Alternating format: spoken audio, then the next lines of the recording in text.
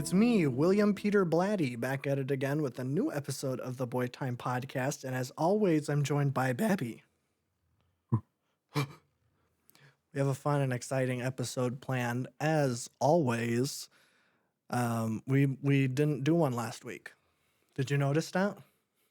I did. I did too. I thought that was rather odd. But factually, I haven't been watching a lot of movies.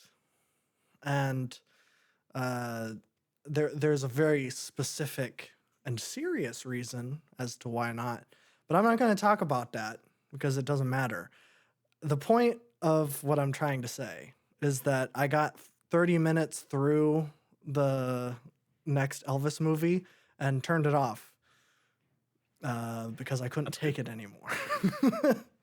So, for a couple weeks, Elvis is going to take a little break. I think I'm going to insert these in throughout this thing because there's 37 or 36 movies, and watching all of those in a row would be crazy. So we're going to break it up into little chunks. So that's where I'm at. Yeah. I'm not saying that Elvis was the cause of me not watching movies, but I think it was definitely a part of it. So Burnout.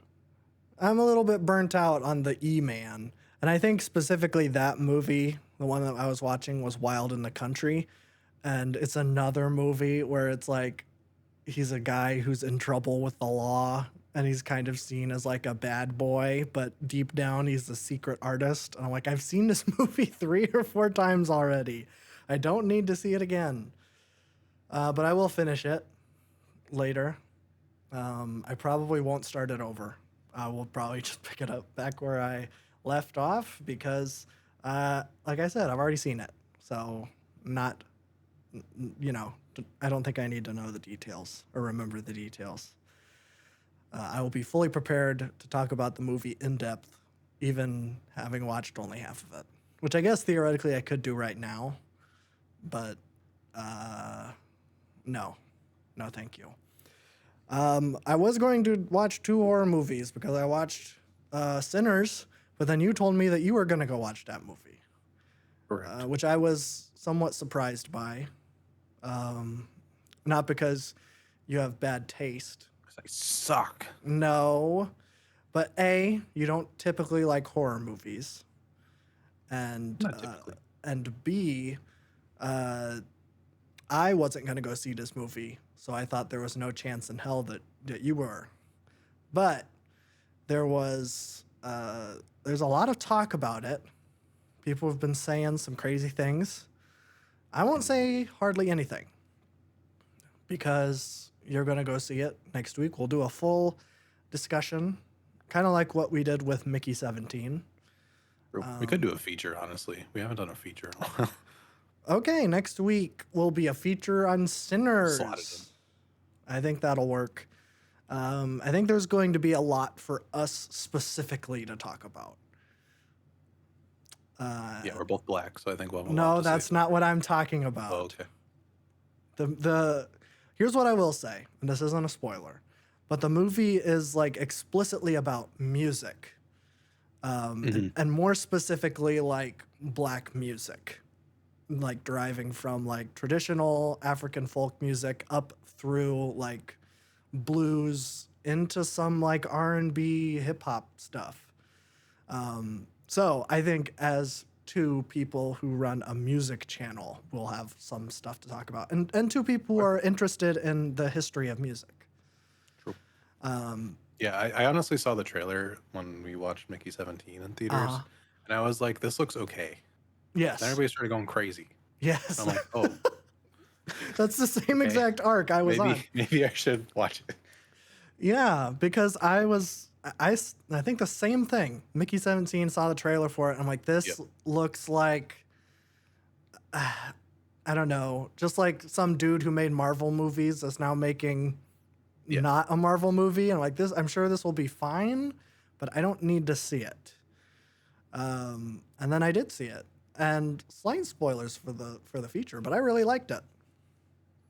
So that's not even a spoiler. But Whatever. So yeah, stay tuned next week. But I was going to watch two movies that were very different, because Sinners is very loud. It's a loud horror movie, and I don't mean that in like there's a lot of like cheap jump scares. In fact, I think there's maybe one, and it's like partial. I'm just gonna say there's like no jump scares in the entire thing. I honestly don't know whether or not Sinners is a horror movie or if it's like uh, an action flick. It's kind of both. Trailer didn't read horror at all, so Yes, but there's like horror elements to it, yeah. obviously, because it's about vampires. So I think it is a horror movie, but it is very similar from Dusk Till Dawn, which I'm sure I'll talk about in the future. Mm-hmm. So yeah, I was gonna watch a loud one and then a quiet one, and I thought that it kind of timed out perfectly because I just finished reading a book. What? I know, crazy stuff. I read The Exorcist by William Peter Blatty, who ended up writing the film of the same name that was directed by William Friedkin. And so I was like, hey, it's on Spotify. So I guess I didn't read it. I listened to it. But it was an audiobook and it was read by William Peter Blatty himself. And he has an excellent voice. He has like, and I think they recorded it in like 2010, around there, maybe even before that, because I don't know when he died, because it was somewhere around there. But he recorded it and he has this really raspy, gravelly voice. So for a book about what The Exorcist is about, it's like perfect. So I would highly recommend the audiobook. I'll say that. But I don't know. I love the movie so much. I think the original Exorcist is the best horror movie ever. I don't know if that's not a hot take at all, but it's the take that I have. I love a lot of good horror movies. I love The Shining, but I think The Exorcist is a little bit better, even though they're both masterpieces. But what I really love about The Exorcist and why it's really stuck with me in a way is that it is like real. And I mean that in kind of two ways. In that, like, in the movie, everything is real because there is no computer effects, no CGI used, no deep fakes, no AI generated content like in every other movie that I've seen. Every other movie is made of AI except for The Exorcist. That's what's crazy about it. Yeah, it's kind of nuts. But there's no AI used in The Exorcist, made in 1973. So, like, all the practical effects and everything look really good. And I think it's important to note that it has, like, maybe some of the best makeup of any movie of that decade. And maybe some of the best makeup ever. Because while, you think of The Exorcist, you probably think of little Reagan, who's possessed by a demon. You're thinking of the makeup for that. And while that is good, we need to talk about the old age makeup that Max von Sydow was in, because I didn't know that when I first watched this movie. I'm like, oh, that's just an old guy. They got an old guy. No, the dude was like, I think in his 30s, and he was playing like an old elderly guy, and it's maybe the best old age makeup ever because I think, I mean, it looks just like how he looks now. It's like nuts. So, yeah, very practical. But a second thing with the real thing is that it's the like actual horror, the possession that takes place. It isn't really set in stone that that's what's going on until like the last 20 minutes. Through the first like hour and a half, it's all just like people being like, no, like there's a medical reason for this. And so Chris McNeil, who's the mom, is like taking Reagan everywhere and trying to get this like figured out. And it's like, it's almost horrific and like unintentional, unintentionally horrific, because she's taking Reagan to all of these like doctors in the 70s, and it's just like old medical practices. They're like, they have her like strapped to beds, and they have like all sorts of weird machines plugged into her, and it's like all, it's not like body horror, but it's like, man, we have come so far medically. We're like, this wasn't even supposed to be the scary part, but like it definitely adds to it now. Where it's like, I can't imagine being like a 10-year-old and like getting all of these like medical appliances hooked up to you, trying to figure out what's going on with your brain. Um, and so it's like really cool that there's like this uncertainty throughout the entire thing. And also, like, we aren't even necessarily aware of how Reagan is possessed or who is possessing Reagan. It's very like up in the air. There's a lot of like unanswered questions, which I really like. And then by the end, once we do know that, like, well, she's possessed, and I think even saying that like we don't know is kind of being naive almost, because the movie's called The Exorcist. Everybody knows that it's about a possessed girl. So I don't really know if it's a mystery for us. It's the twist. It's a twist. I guess it's more of like the characters discovering that's what it's about. That's kind of interesting. It's just as much a mystery movie as it is a horror movie. Um, so, yes, very, very nice. And I was going to compare them because The Exorcist has like no score, and there's like no, like, it's just people talking. It's like very quiet. Even when like Reagan is possessed, it isn't until like the very end where she like starts making like demon noises. She's mostly just like a little girl that's just like acting weird.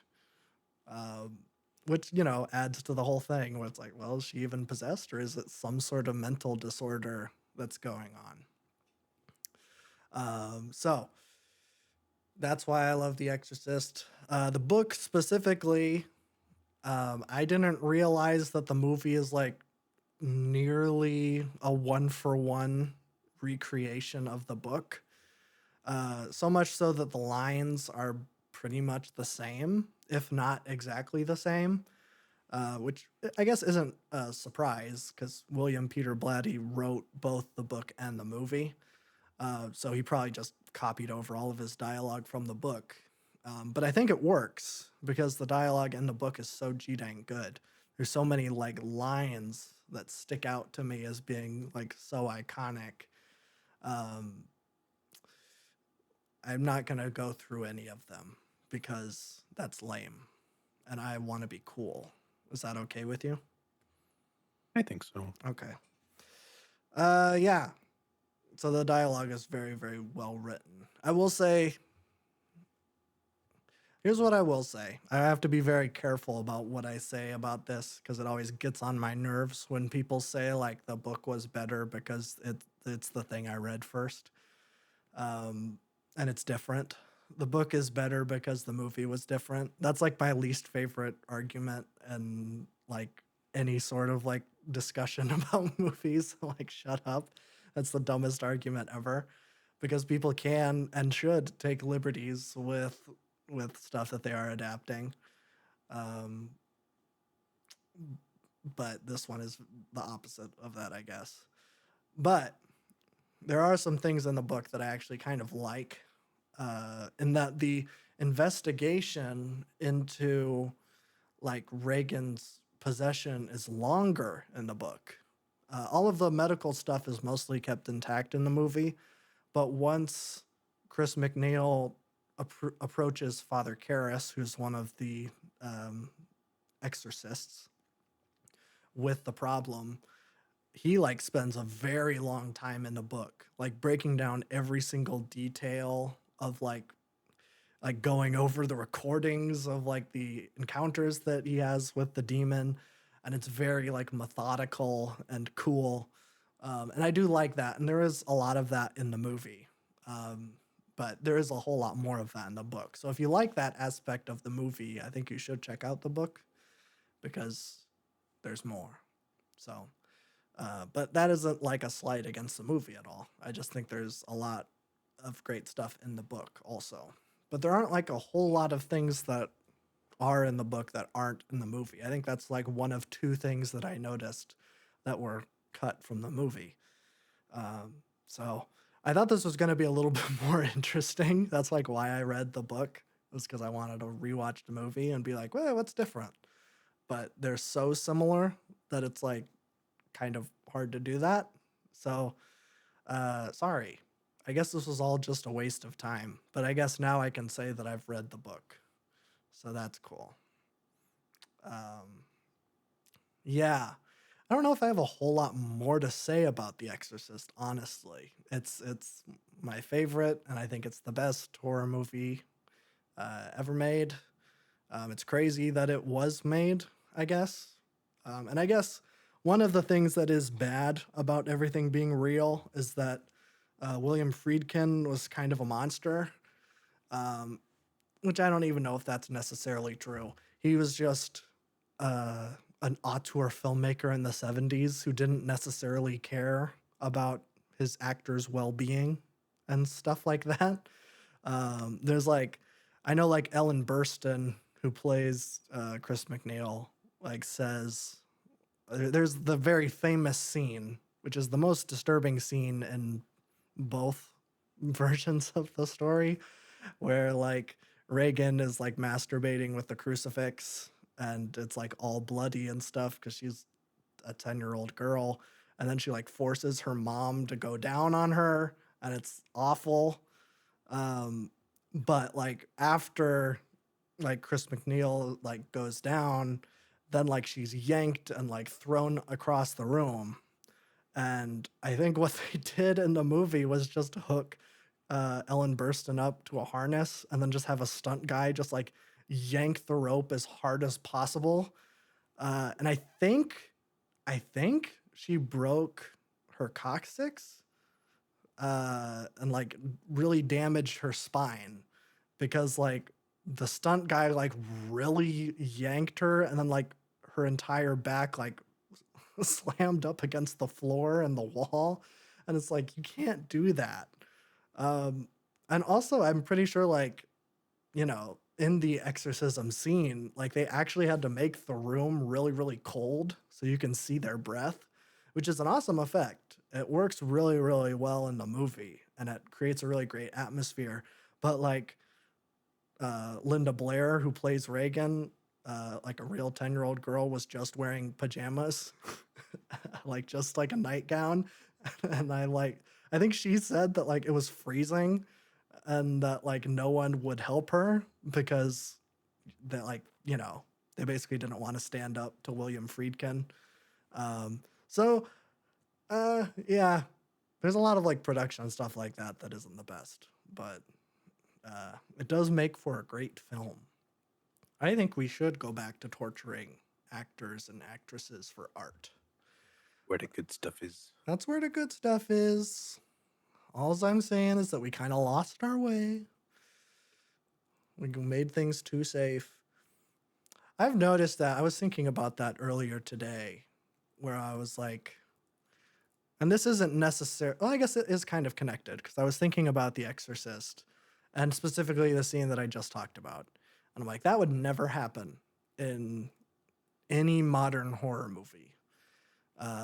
Even someone who does like weirdo, gross stuff like that, maybe the only one I can think of is like Ari Aster. Like he might do something weird like that. Or maybe he might have done something weird like that 5 years ago. I don't know. But I'm like, man, that's crazy. Like we have like completely declawed like everything. And I just think that's a shame. And I think I was also thinking about that too, because I was just like, what was it? It was something Marvel related. I don't remember if it was like something to do with the Thunderbolts, but I'm like, man, this is just so bland. There's like no stakes. And also, sorry, this is very scatterbrained, but during the trailer for Sinners, or whatever, when I was seeing Sinners, there was a trailer for the Thunderbolts, and they literally had the wink humor in the trailer, and that was the moment I knew that that movie was going to be a giant pile of trash. Because it was like it's the corniest shit ever when superhero movies do this, where they're like, call us the Thunderbolts. We really can't be called the Thunderbolts now, can we?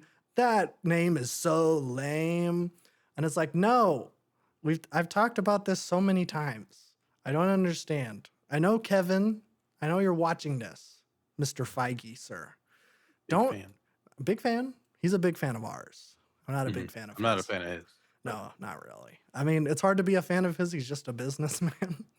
That's true. I guess he's just like the chairperson of Marvel Studios. But I know he watches. Just why is this the gut reaction? Is this like all trickling down from Joss Whedon dialogue from like 2011, where it was like the first Avengers movie was kind of corny, and they were like, he has Captain America's wearing bright blue and with the wings. Like, this is what you want. This is comic accurate. It's kind of goofy, isn't it? And it's like, it kind of works there, kind of. But like now it's like we're still doing the winking. It's like, it's kind of goofy. It's like, no, it's a comic book movie. It's supposed to be goofy. Stop like doing the fourth wall thing. Like, that isn't funny. It especially isn't funny the like 13th time you've done it. Where it's like, we can't be called the Fantastic Four. That's too goofy. I guarantee there's going to be a line like that in the Fantastic Four. I haven't seen the new trailer. I actually haven't seen any trailer for that movie, but I have a feeling that they're going to say, the Fantastic Four, that's too goofy of a name. We're going to be called Reed Richards and the Wacky Fungus Group or something. And they're like, actually, I think Fantastic Four is better than that. I'm just saying that now because it's going to be in the movie. Now that I've said it, it's in the movie. So there you go. Sorry about that. But yeah. How about we add some stakes and things? That's what I want. I want real stuff. I want to be babied. I don't want to be babied. I'm so sick and tired. And I think, and not to get like political, I don't like talking about politics, but like, I'm even like saying this from the opposite side that I usually am, but I'm like, this is going to be like really hard to say without like appearing like a Nazi. But I'm just saying, like, Always a good thing to start. I know it's always a good thing to say. What I'm trying, I have to be very careful. I think that like the over like quote like wokeification of certain things has like kind of Liberal identity politics. Liberal identity politics. Thank you very much. Where it's like, we are going to change the name of something problematic to like, I guess, show how like socially aware we are. And I think like the biggest, the example that comes to my mind is Boba Fett's starship in the hit film Star Wars is called Slave One. And then they recently said, we can't have that because slavery is a bad thing. And we need to make sure that You've just figured this out in the past 5 years. I know. But my point is, do you think that George Lucas, sitting in his big armchair on top of a giant throne of cash that came in from the first Star Wars film, and he's making the squeakquel, and he's like, you know what? I think this Boba Fett guy, I think we need to give him a ship, and I'm going to call him Slave One because I think slavery is a good thing. He's a bad guy, and I'm going to have his ship be Slave One because slavery's good. Like, no, that's He's obviously bad, not. but he's not a monster. Like, come on, that's not what he's thinking. Having the ship be called Slave One isn't a like endorsement of slavery. You know what I'm saying? Like, and Yeah, I mean it's a very common thing to do because like all liberalism, it just like muddies everything so that nothing takes a stance and everything just meets this like status quo, quote unquote, good. yeah, I'm just so sick of that. Where I'm like, I think this started this whole like whatever. I, man, every term I'm coming up for this sounds like I'm an anchor on Fox News. But I'm just like, all of these like changes, I'm sure they came from like a good place. I'm like, I don't you, think they did. well, here's what I'll say it like this. You watch Breakfast at Tiffany's, and Mickey Rooney is in like he's in brown face, and he's like very clearly doing a like stereotype Asian guy. And he's being like goofy and playing into all sorts of cliches and stereotypes that maybe are thought of Asian people. And it's very gross and yucky. And I think as a society, I think maybe we look at that and say, okay, don't do that. If we remake Breakfast at Tiffany's, either cut out that character or at the very least have him played by an actual Asian person. I think that's fine. I actually think that's good. But I think it's just overcorrected so far to where it's like we can't have even like a mention of a bad thing. Like, It insults the viewer's intelligence, which in yes, turn makes us dumber in our analysis or just viewing of things in general. exactly. Exactly. I'm glad you're able to articulate this better than I am. I don't know. I'm just sick. And I think like just These watching are the normal feelings to have. This isn't like a hot take, I don't think. I think oh, people just like are too like, I'm not gonna say anything about it. well, that's what I'm here for. I always say the quiet part out loud, I guess. Although usually it's bad. I usually say bad things. I'll just I'll just leave it at that, I guess. But yeah, I'm just tired, and I think I was watching all these trailers for In Front of Sinners, and most of them were pretty good. I'll be honest. Like the first three, that I'm like, oh okay, they know exactly the crowd that they're advertising to because it's like weirdo horror stuff, like artsy horror movies. I'm like, yes, finally, I like that. But then it like did do Thunderbolts and like the big blockbusters coming out, and I'm just like, all of this. I think that was like maybe the big thing to me, where it was like you still have these movies that are willing to be weird and like uncensored, and then like to follow those trailers up with Thunderbolts was such a huge slap in the face. I'm like, this is the dumbest shit I have ever seen in my entire life. I can't believe that one of the most like wealthiest corporations on the planet produced something that is so terrible. And I'm just basing that off the trailer. But I know that the movie's going to be terrible. I can just feel it in my bones. Yeah. I feel like now, like, okay, we're heading into a recession, so that's going to change things. But also, like, I Yeah. think there is like a growing counterculture to that kind of Marvel superhero thing that we've been like kind of drudging through for the past 15 and 20 years. Yeah. Yeah. Man. I just I'm just so sad and I'm tired of society. And I'm so tired of not being able to say anything anymore. Although woke is gone now, so you can say whatever you want now. Woke is gone? I mean, I guess What if is people like base it off like, oh, Obama's gone or Joe Biden's oh, gone, like now we can say what we want. is that what that That seems to be means? the vibe on X, the everything app. Oh. Oh. But I What don't know if that's necessarily real life. But we're also on a podcast. So this also isn't real life right now. this isn't real life. No. I so if now that Trump is in office, is Disney gonna rename this ship Slave One? Yeah, I don't know. I don't know if the culture is going to counterbalance that far. I feel like we're forever kind of stuck in this loop for a little bit. Yeah. My my thing, and this is maybe going to pick apart more of just in general liberal like names for things. Please.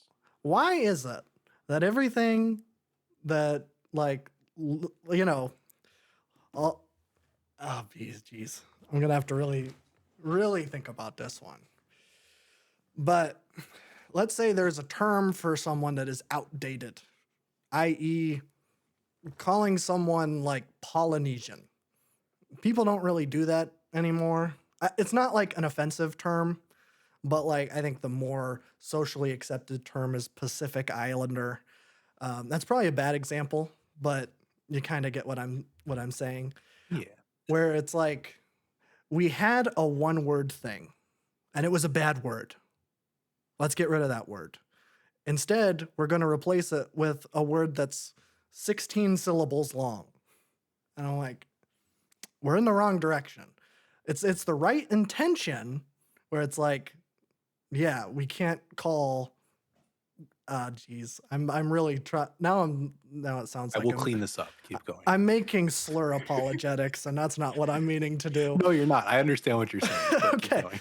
What I'm saying is we okay, here's a better example. For years, for decades, it was the gay community. And that's fine. But uh, there's other identities that are also identified as queer. And Mhm. so we just started making it uh, a giant, what are they called? Acronym. Made it just a giant acronym of everybody that's involved. And I'm like, okay, so if I want to address the community as a whole, I have to say all these letters, and each letter is an individual syllable. Why can't we come up with a simple word that is 1 to 2 syllables long, that is not offensive, that like we can just use in shorthand? It's like we have to like break apart everything. It's like they aren't, and this is an old example, but they aren't black, they're African American. And it's just like this is why is everything so clunky? Everything we need to streamline language. It was streamlined, but it was bad streamlining, where it was like, yeah, call black people the N word or worse. And it's like, well, yeah, don't do that. But also, let's come up with a better word that like isn't offensive, that is just short. I need things to be short, I think.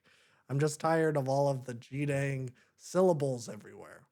Okay, clean up my But statements. okay, the big issue here is like identity politics at its core doesn't do anything because people aren't actually learning about these things. They're just trying to make like seem like they're Oh, supportive with all these different tags and things, but nothing really changes. Like all of these things, like Black Lives Matter movement and everything, this makes people aware of the issues, but like a lot of people that don't actually learn or actually adapt to these things, they just like they argue over semantics and garbage like that. yeah.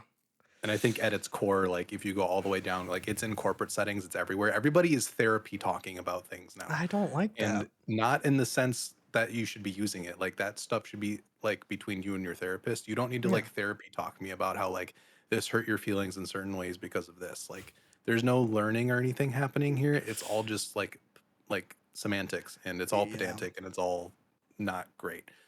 There's not really I think we're going down a dangerous like rabbit hole too because like with TikTok censorship, like people have Mm, started using unalive I hate as that. like a real thing, and they're not like words have weight, and we should be using words that have weight and not Yes. words that dumb everything down.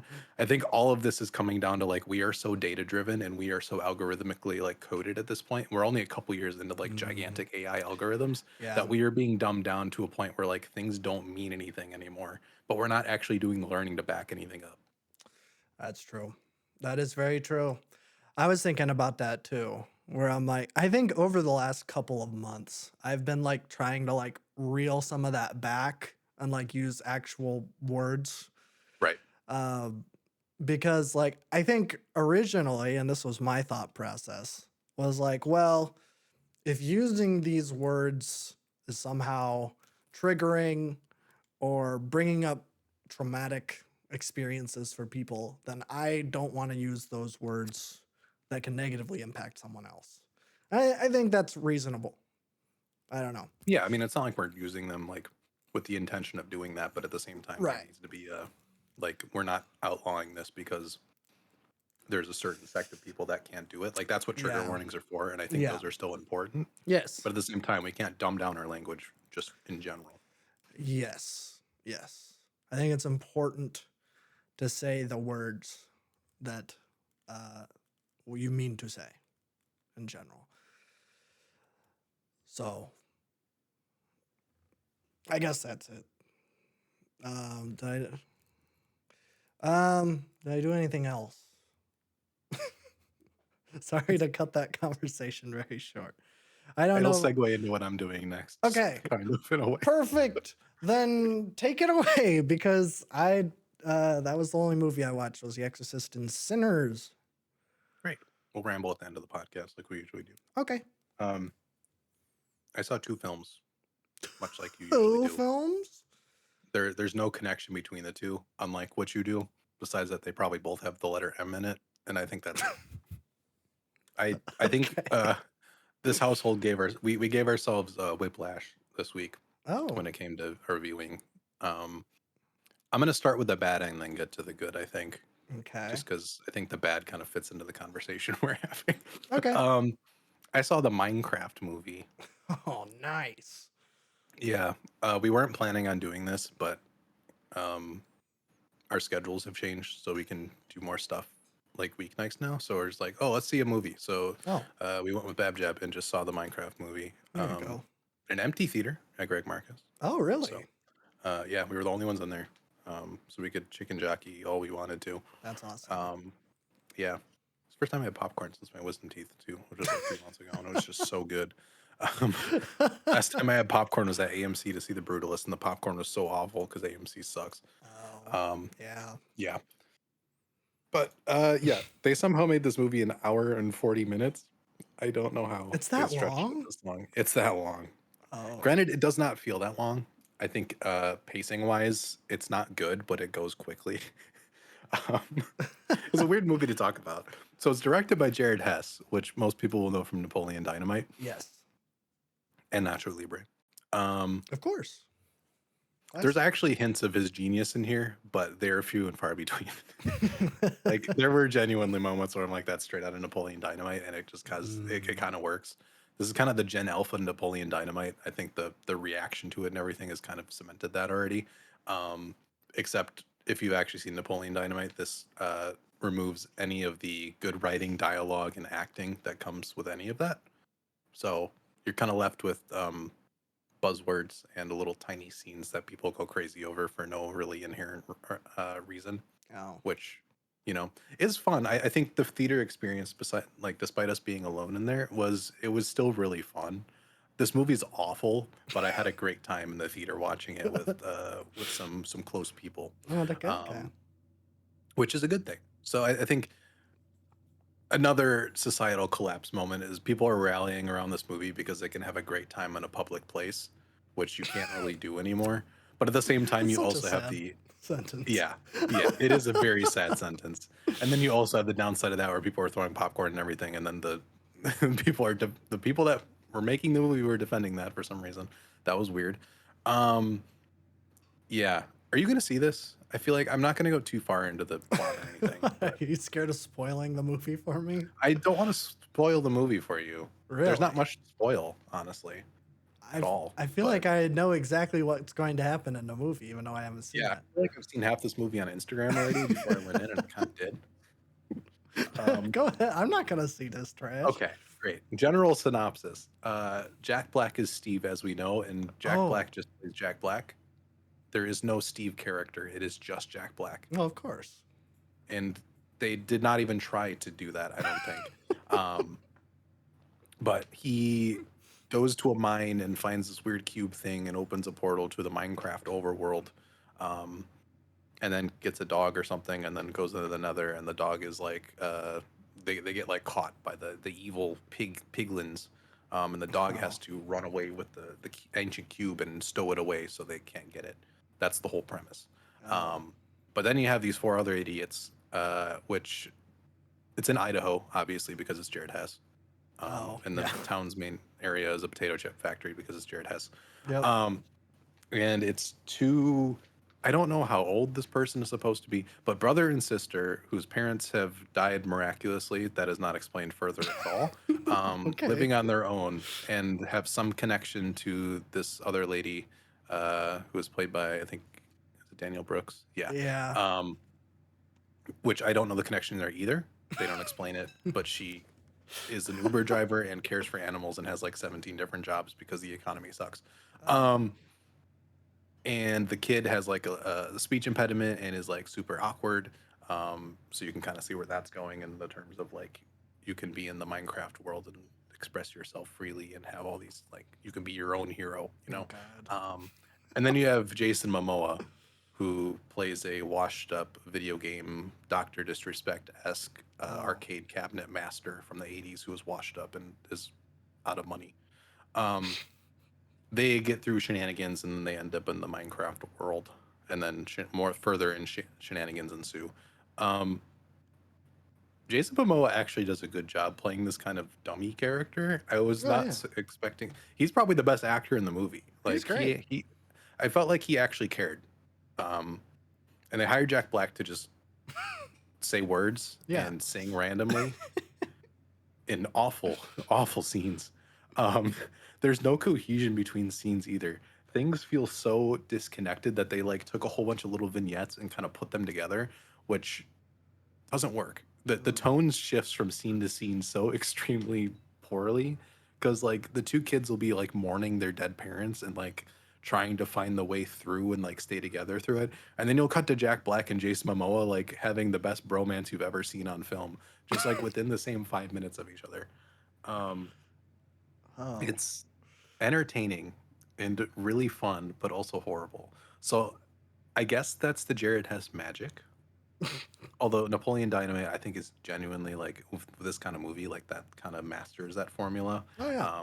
Because the dialogue and writing in it is fantastic, and the performances from all the actors are great. Mm-hmm. Um, Here you have Jason Momoa kind of stealing the show whenever he's on screen. I felt like I don't know if he has kids, but I feel like he was like really playing it up for his kids to like really enjoy this because he does a great job doing it. Um, I don't know. I think Emma Myers is the older sister. I'm sorry. She's really bad in this movie. Like Wow. she is not great. Um she's either screaming at the top of her lungs like you're watching a Minecraft stream or I don't know. There's something really off about her performance that is just really uncanny, which I think I understand because it's like 90% of this movie is filmed in a green room, like a Marvel movie where everything's just green screened. So I can understand why that's difficult to act around. Oh Um, sure. yeah, but there's a character in this movie called General Chungus, which Uh, is great. that is great. Um, I guess. he is one of the funnier parts of the movie. He's like this big piglin brute, but he has this really homey kind of chill vibe to him. That's kind of cool, I guess. Um, yeah, they play the one like popular Minecraft song like over and over and over again in different cadences, Oh. um, which is a really overplayed. Um, yeah, I don't know. It was a fun experience, but that does not make me like rate the movie higher because it is pretty awful. And it was a box office smash, so there's Yep. probably gonna be three more of these, Yep. which kind of brings me to: is this a direction that we're going with this Yes. kind of post irony, Gen Z, Gen Alpha type of humor making a mainstream appeal? Because this is kind of the room revived for a young audience. Oh yeah. Um, in a way of how horrible the movie is, but people go in the theaters and quote every single line and just have a blast. Um, Mm. and this time it's big studio budget behind it with unlimited resources, and it still looks awful. But I don't know. This sets a really weird precedent in general for how things could go. Um, I think anything but superhero at this point, like going forward, I think superheroes need to be just abolished in general. Nobody make anything else with them. But Sure. I don't know if this is the way either. So No. I don't know what to do with this or what this means. I tried to come up with some big overarching thing about how this is a new like kind of wave, but it's like this is such an Oh. anomaly And I feel like people are going to try to recreate this and they're going to fall on their face. Oh yeah. Yeah. I don't know if I've heard of any. Well, I guess is this writing off of the Mario Brothers movie success? Potentially, I think with the video game craze with Sonic and Mario, I Yeah. think that's where this was born from. Mm, But I also was just really confused why they chose Jared Hess as the director to begin with, it's a because like weird you have to pick. expect something like this. So did they plan something like this? I don't know. Well, I mean, this movie has been in development hell for like 10 years at At least. least it's been talked about for like 15. Yeah. I mean, they're like the IMDb page has been around since like the game has existed, I Mhm. feel like. Yeah. So maybe they like had an idea for like a weird and quirky Minecraft movie and like Jared Hess was attached, but then like over the course of the years that it was in hell, that it kind of turned into this like super bland product that we have here now. I don't know. Yeah. I don't know. Uh, It's so strange. The issue is like, okay, there were like the scenery and stuff at times was really cool. Why didn't you just make an animated movie? Or even like take this movie and as soon as they go into the portal into the Minecraft world, make them Minecraft characters. oh yeah. It's so weird watching live action people surrounded by Minecraft stuff because the proportions are so funky and weird through the whole movie. Yeah, because people aren't different heights in Minecraft. No. And you Unless, could you could do a lot of like emotive humor and stuff with like yeah. Minecraft skins and stuff. Like the villagers and everything look good. I think Jennifer Coolidge is She, relationship with a villager in this movie might be the best part. oh, The that's an chemistry interesting between those twist. two, I'm not gonna. Yeah, that's insane. Um, but also the Jack Black and Jason Momoa bromance in this movie is endearing. It's the only reason I gave it a star instead of a half star. Is just Wow. that was great chemistry between those two, and it was just really funny. Um, Well, they both seem like nice enough guys. exactly. Yeah. But yeah, there was major sexual tension between those two characters all movie, and I'm not joking about that. They should have kissed.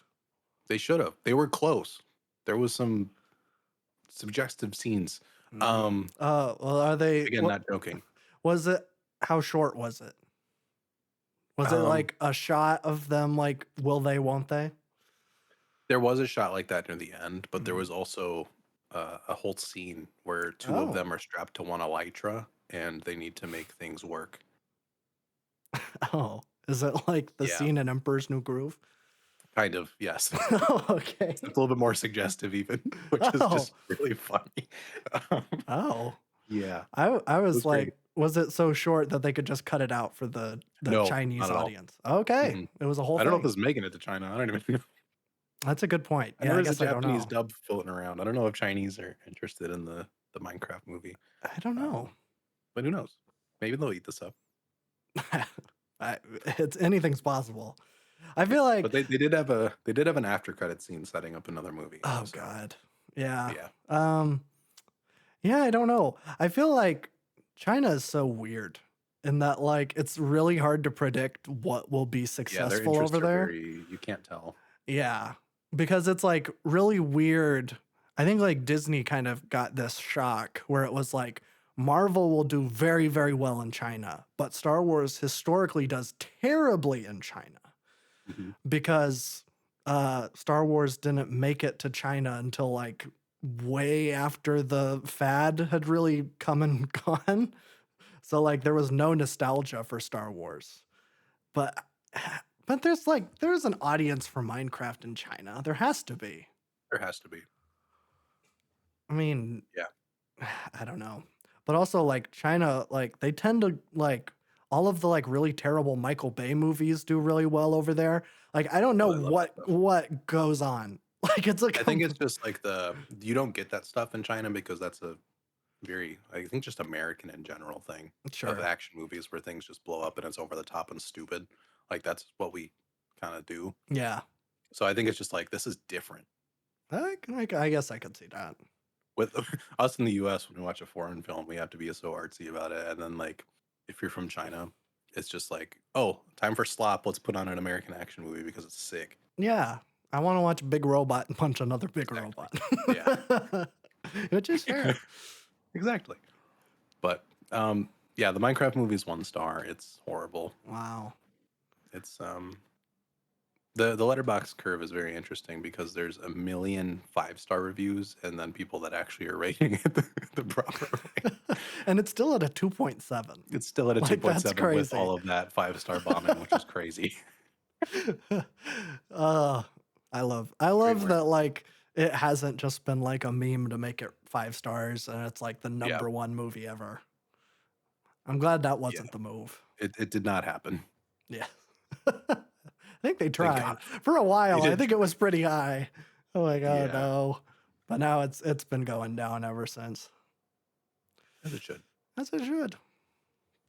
But But I would say you have to watch it though. Like this is not a I this do? film is not a miss. Like this is it's an experience that everybody should be forced to live through. Oh. It was entertaining. Like I'm not gonna lie, I had a great time.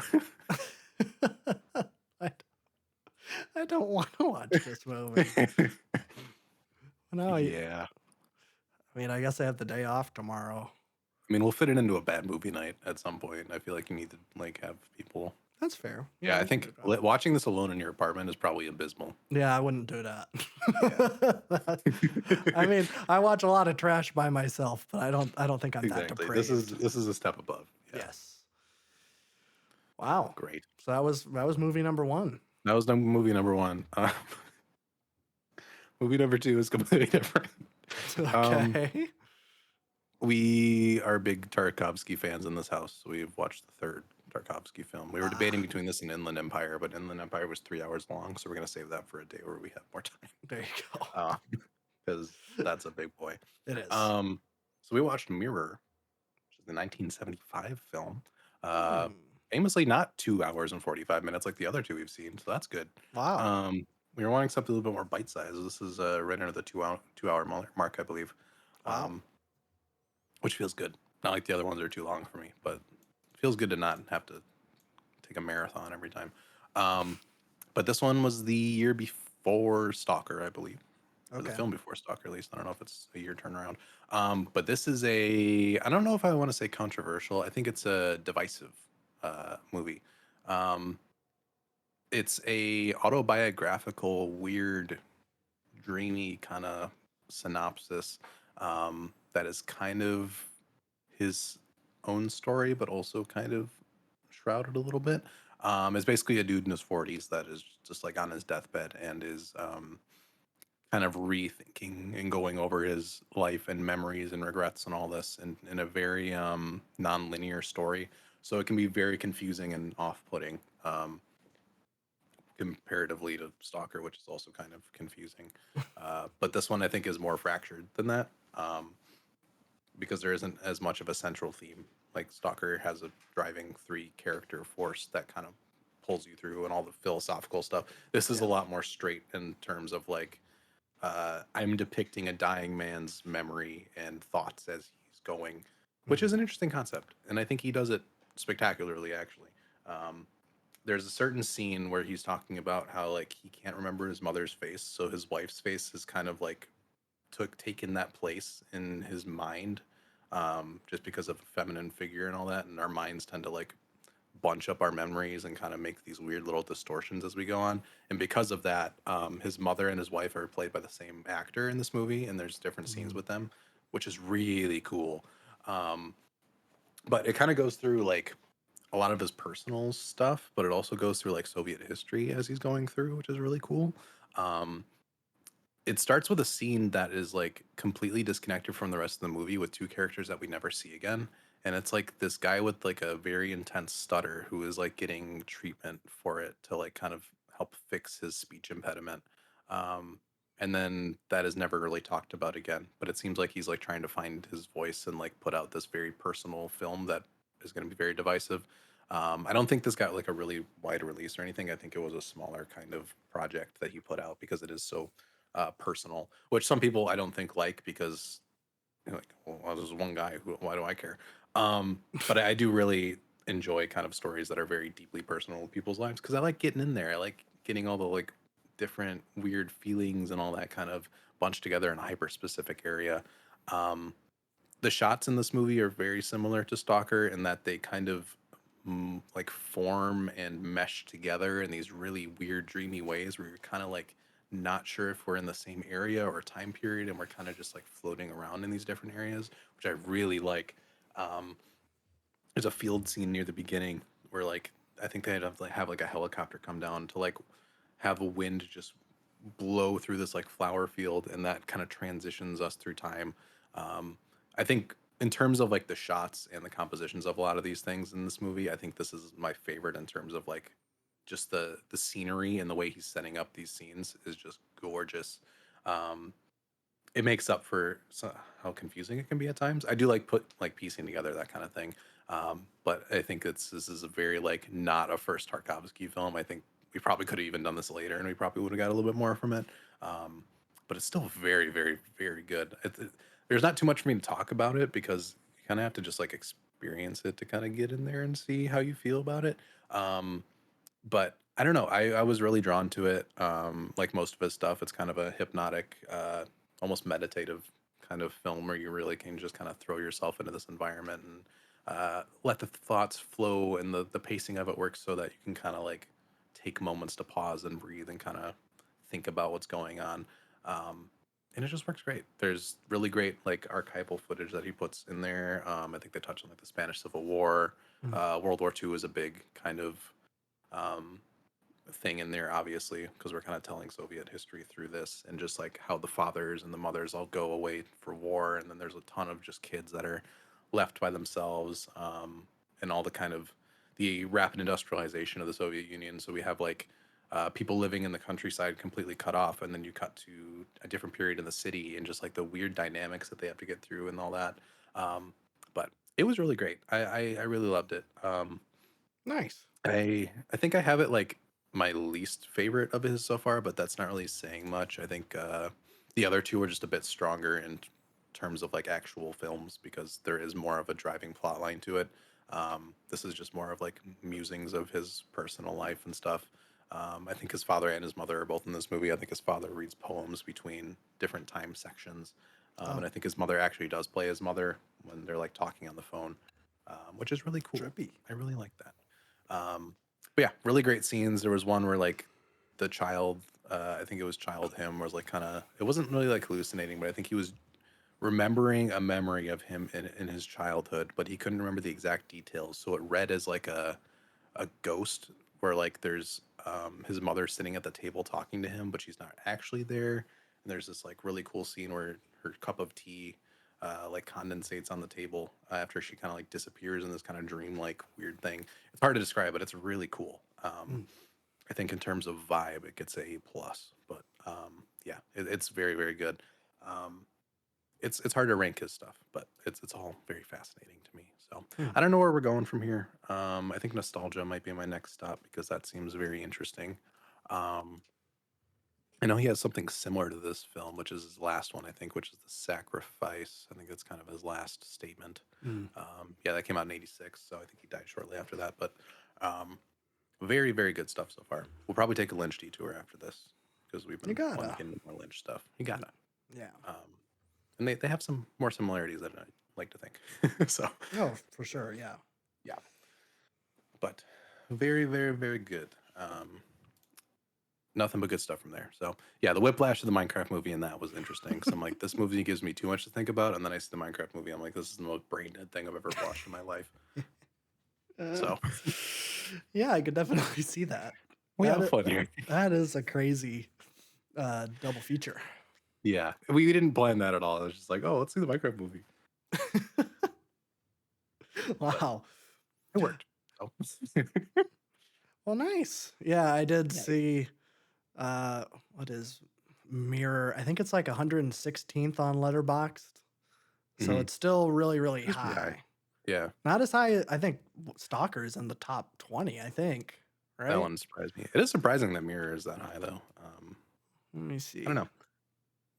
Stalker is okay, 53. Is what is it? Stellaris? Is that the other one? Stellaris, yeah, or Solaris, whatever it is. Solaris. Oh, I think where Stellaris is a video game. Stellaris is a video game. That is correct. that was made by Paradox Interactive. Mhm. Where is Solaris? It's not in the top 100. Interesting. Is I thought that would be for sure. I'm looking at the list. Maybe I should just go to Solaris and then see, because you can see what they're ranked. If they're on there, there's a little crown. Mhm. Solaris is 238. Oh So wow, so Mirror is interesting. way ahead. I feel like everybody saw 2001 and Solaris, and they're like, I like 2001 better. I could see that. Yeah, That probably makes but sense. Yeah. I don't know. I was listening to a podcast where they were kind of talking about it, and there was like an excerpt from like back in the day when it released, where it's like they showed the film Mirror in like a film class with like all these like critics and like Mm. higher intellectuals like trying to learn about film, and they didn't get it. And then there was like a janitor at the back like watching it with them as he was cleaning, and he was like, "That was really simple for me to understand." It was just like a very interesting anecdote where it's like, oh, the film people are like kind of overanalyzing this movie, and then the guy that is kind of just like in the back mopping is like, I related to that a lot, Hmm. which makes sense. I Yeah. think there's a lot of artsy stuff going on with this movie, but at the same time, the message is like there's a universality in the specifics of people's lives where you can kind of relate and pick little pieces. It makes you reflective as much as the movie is being reflective of itself. So, Hmm. hence the mirror. Nice. But Yeah, that's interesting.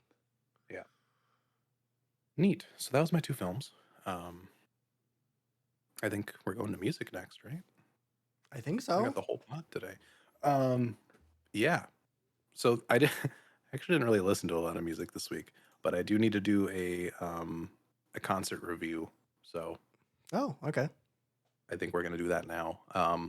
This this portion will be in a video on the main channel, but anybody that's listening to the podcast will get this first because we put this out every week.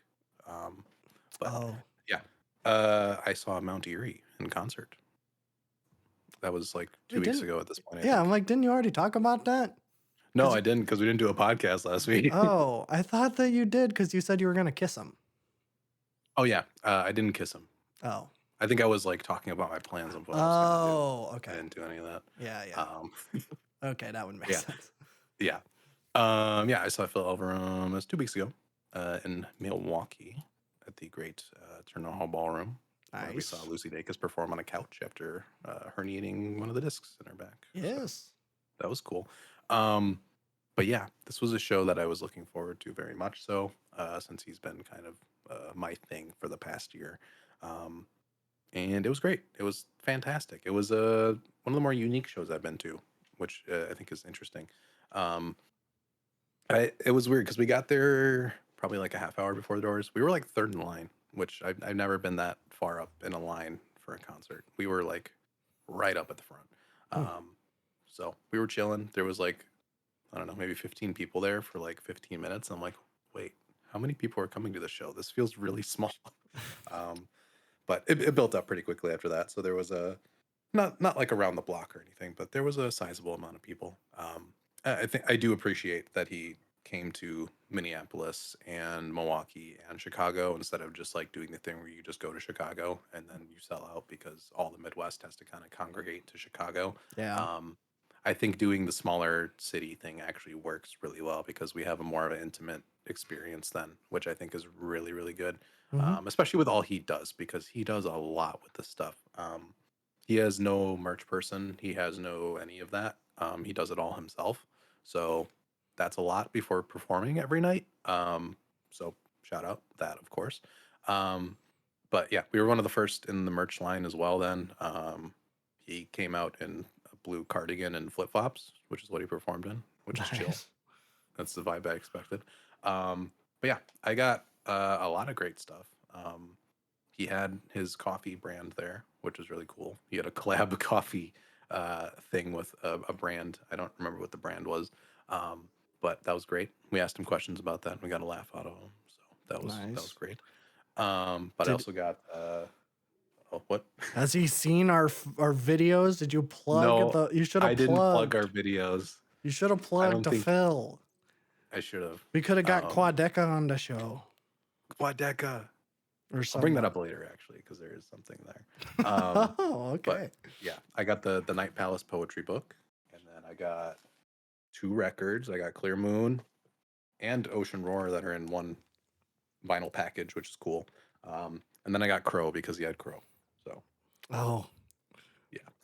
And then Yeah. I also got the microphones, details, and context art book that I've been wanting. So Oh, um, there you go. yeah, I was gonna buy now only because that's what I wanted, but he didn't have that on him, so I did Crow.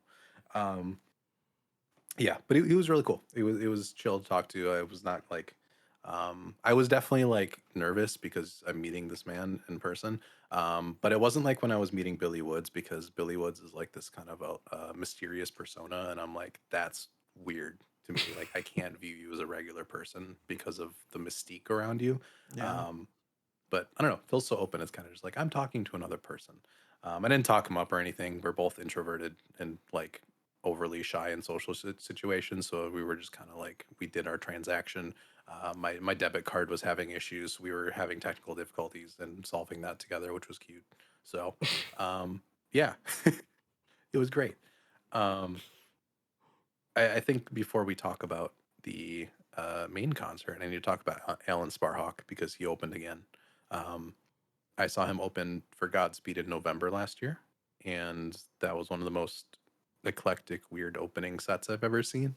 Um, because I knew of Low and everything, but I haven't really listened to any of their music. So out comes Alan in overalls and no shirt and started like making this crazy like um, dance techno auto-tuned music, and I think all of us were just kind of like, what is this? And then halfway through he stopped and brought out a guitar and played like three of the most heartbreaking songs I've ever heard, and then he ended it, and I was so confused, but I was enamored. That's how it was at Godspeed. I feel like the Godspeed show was like kind of whiplash because I don't know if he fit necessarily as an opener for that. Mm. But with Phil here, I think these two kind of were a 1-2 punch, and I think I understood Alan at a deeper level this time. I think the shock value of his performance kind of wore off, and I was able to really get to the meat and bones of it. Um, I will say I was all the way up front for this whole concert. I was hugging the stage the entire time, um, which is the first for me again. I think Foxing last year we got pretty close, but this one we were actual barrier, Mm. which was great. It was really fun. I thought it was going to be too loud, but it wasn't. Everything was fine. But Alan came out. I think he did. It was mainly the same set that he did in November, but they gave him a lot more time. I think his set was almost an hour as an opener, Oh. which usually I would be like, I don't want that. That's too much as an opener. But I don't know. I was enamored by him this time. Like the more auto-tuned electronic stuff that I wasn't like not sure if I was into last time. I enjoyed it this time. I think it really worked because I kind of understand Alan's story now. His wife passed away last year, who was a co-member of Low, Oh. and I think that's kind of like I knew that before going into the Godspeed opener, so I was confused why this man was like in pink and jumping around and playing auto-tuned like dance music, and I'm like, this is so strange.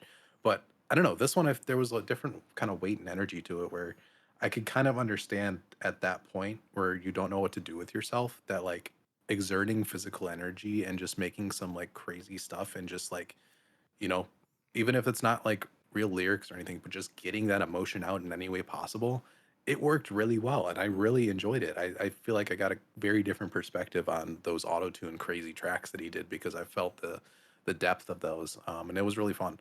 And then about halfway through, he switched to the guitar. He had more band members with him this time. I think in November he only had one person on bass. This time he had an electric bass player and he had a drum kit with the drum player, which was great. I think that added an extra layer. But yeah, heartbreaking acoustic songs were just phenomenal. Both these guys are just so down to earth. So I think obviously the connection between Phil and Alan here with both losing their wives was just like you could feel that in the room, and there was such an energy of sympathy and kind of understanding throughout the entire room, which was just fantastic. And Alan just killed it. He had a great stage presence. You could tell he was kind of burned out and a little tired. This was their last tour stop, I think, for a while. Um, and they really let him just kind of like, this is the end of our tour. Let's finish it out. So they did a lot of tracks. They did like a 10-minute jam session on one of them that turned out great. and his messaging was just great. It was just from the heart and raw and real, and I just really, really, really appreciated it. So, shout out Alan Sparhawk. What a character! What a legend! Saw him in his hometown, and now saw him in Milwaukee. So, I'm gonna get into low. I've been putting it off for too long, because I saw the appeal. I know where he's coming from now. Um, so that's something that I am definitely gonna dig into eventually here. Um, but yeah, he was phenomenal. Um, Next, what do I want to talk about next? The I concert. think we can go to the actual concert. Um, I will say the interactions I had with people all night were great. Usually in concerts, like I don't like being in public places. Usually, I'm Mhm. a little anxious. Um, this show was very comfy. It was cozy. We talked to some people that were like in line ahead of us. They were talking about how they saw him in like 2008 on the Lost Wisdom tour, and like Mm. part of that show, everybody just kind of sat on the ground and they were all just kind of singing the songs in a circle, which is cool. Like that's a almost 20 years ago at this point. Um, but just really cool interactions, and I got recognized for the first time. What? Yeah, No way. uh huh. That's awesome. Um, it was awesome. I was like, I feel like we were just talking about this like a month or two We ago. were. And I'm like, wait a minute, it happened. So that was really cool. Shout out that guy. I forgot to get your name, but we were standing next to each other at the barrier for the rest of the show. So Wow. shout out you. Thank you for saying something. I I could kind of like I saw two guys like looking my direction more often than not, and me being like having social anxiety in general, I always feel like people are looking at me all the time, no matter what. Oh So I yeah. didn't really think of anything of it until he like came up to me, and I was like, oh hey. So that was super chill. That's Yeah, sweet. but yeah, Phil came out with the band. It was a four-piece band. Really kind of quaint and nice. Just blue lighting on the stage, very simple, very cool. And they dove into Night Palace right away, which is not a song that I was really expecting them to cover, honestly, because Night Palace is distorted out of its mind. And there were a couple technical issues because you're trying to make that level of distortion happen live the first time you're out on stage. But they worked their way through it, and I think it turned out pretty good. I just love the distortion on that track. Um, Started very strong with pretty much all the singles from the album after that. I Saw Another Bird was great. Broom of Wind was great. I think the best part of the show for me came track 4 through 8, probably. So we did non-metaphorical decolonization, which was great. He had a little, you know, blurb before that song, and he was really funny. He has a great stage presence. Everybody's like, "Oh, he's such a his music is so sad. I don't want to be so depressed." But he's just a funny, chill guy. He was cracking jokes. Um, but went into that. It was phenomenal. The guitar part on that was fantastic.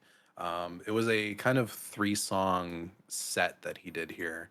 So non-metaphorical decolonization went into demolition, which is insane because Demolition is the 12-minute spoken word semi outro to Night Palace, and he performed the entire poem in full for the full 12 minutes or whatever. Mm. I think that was my favorite song of the whole concert. I don't know what it was about that. The weight, the energy in the room, everything kind of matched up to this one moment.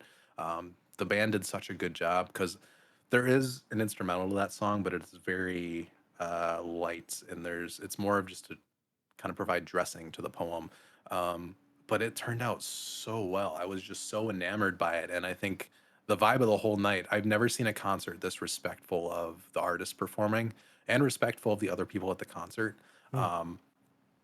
People gave each other space in the crowd. I was all the way at the barrier and I was not getting like pushed or anywhere. Everybody had like a 2 feet bubble of personal space. I was so like Wow. enamored by like people were actually giving each other room to breathe. Nobody crowded the stage like they usually do when the main artist comes out. Um, so that was a great thing, and like all that kind of energy moved into the song. The weight of this song is phenomenal. Just the it perfectly kind of describes the present moment where we're at, where it's like we're trying to make sure our mental and physical health is at least somewhat decent, but we're like seeing genocides and the greatest economic decline that we're currently living through and is going to impact us for years and years to come, Yeah. and trying to balance all these things. And then, obviously the added layer of the grief of Phil and Alan kind of coming together into this as well. It was just really powerful. It was phenomenal. And I'm so surprised that a spoken word 12-minute song was my favorite of a concert. But It just really worked. And then as that was fading out, usually that goes into the closer, I Need New Eyes, which is maybe my favorite off that record, but it goes into I Walk, which is a perfect kind of lifting of the mood there because it does start slow and kind of grab it goes into this build that just like really fulfills the emotion that you need at that point. So that whole thing was just phenomenal. Um, we got a really cool version of Empty Paper Towel Roll. Usually that song is pretty noisy. We got a slowed down kind of Wind's Poem esque version of that, which was really great. Um, then we got Gleam Part 3, which turned out amazing live. That guitar was just shrieking and it was fantastic. Um, I Heard Whales and Co-Owner of Trees were kind of back to back. I'm surprised you did I Heard Whales, but I really enjoyed it. That's more of a sound recording kind of song where it's not really like one that you would play in a concert setting, but I'm kind of glad he did because it just sounded fantastic. Um, he did a cover by an artist called Ella Langley. I have no idea who this person is, but apparently she's like a top 40 country singer. And he was just like, my daughter likes this song. We're going to cover this top 40 country song. And it was fun. You could definitely tell he didn't write it, obviously. It was very stark compared to everything else that was played. He did do I Spoke with a Fish, which I needed to hear that live because that song is just phenomenal. Um, it was kind of a shorter set list, but Huge Fire came after that, which is great. I do want like I wanted that more to be more of a barn burner, but it was still pretty good. Um, the two closers though, I Need New Eyes. Obviously, I was waiting for that one. It was phenomenal. The emotional release there was amazing. And then they kind of did their thank yous and goodbyes and everything, and it was really sweet. And then Stone Woman Gives Birth to a Child that night was the closer, which couldn't think of a better closer than that. Phenomenal. They kind of slowed all these tracks down a little bit more to make it more atmospheric, which I really enjoyed. There was a little bit of a David Lynch vibe to the whole thing. Maybe it was the blue glow like Blue Velvet, but like the more slower kind of Twin Peaks bar kind of dream pop was seeping into the concert a little bit, which was really nice. But yeah, it was a phenomenal concert. They didn't do a encore, which I honestly didn't expect them to. I didn't need an encore. They were very upfront. We're like, this is our last song, and then we're done, which I respect. You're doing a lot of shows, um, but yeah, that was it was an amazing show. I think just in terms of the actual set list was great. Getting to meet the artist obviously is unique in its own right, um, but also just having conversations with people. The sense of like community and understanding at a concert like this is kind of unheard of. So I'm really surprised that it turned out this well. I think just setting the vibe too. We come in and usually like the DJ set is like whatever songs that are like somewhat adjacent to the artist, but it's completely different usually. There was just some nice like ambient jazz playing that just really set the mood as well. Um, but yeah, it was phenomenal experience. I'm really glad I went. If you can go to a show, definitely do if you're into him, um, because it is a really great experience. I've never left a concert like feeling fulfilled like that because I wasn't, you know, tired of people running into me and being so tightly packed in a hot venue. It was like everybody gave each other space. We were all kind of there for the same reason, and we all kind of had this understanding throughout all this. It wasn't like a mournful concert, but there was a heaviness in the air because I think of just the current climate and the genocides and terrors and economic downturn of everything. But I don't know. It was beautiful. It was fantastic. So yeah, that was my experience. It was fantastic. All right. Other music stuff. I don't have a lot. Um, we have a couple of announcements, I suppose. Since last time, it's been 2 weeks since we've done a podcast, so it's hard to remember what we've talked about and what we haven't. But I talked about there's a new King Gizzard album coming last time. Since then, we've gotten the release date and we've gotten a new single. So the album comes out June 13th. So we got another one for June that we can react to. I'll have Lil Sims and King Gizzard pretty close to each other, which I'm okay with. Um, but the single Dead Stick came out and it's pretty good.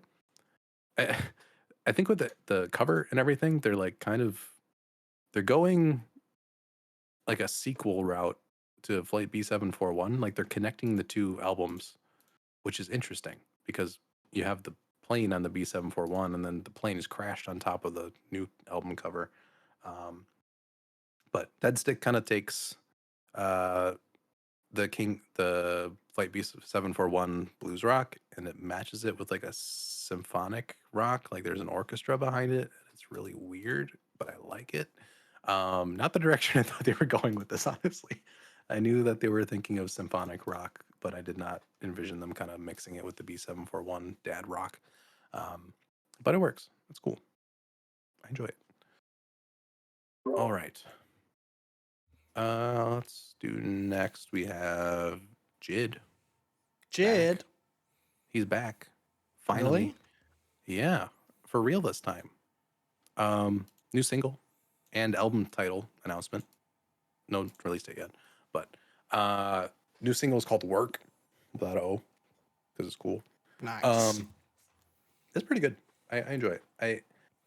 It does not hit me as strongly as other lead singles to Jid albums, but that's not necessarily a bad thing. I just think the hook is a little bit weaker on this one than his stuff usually is.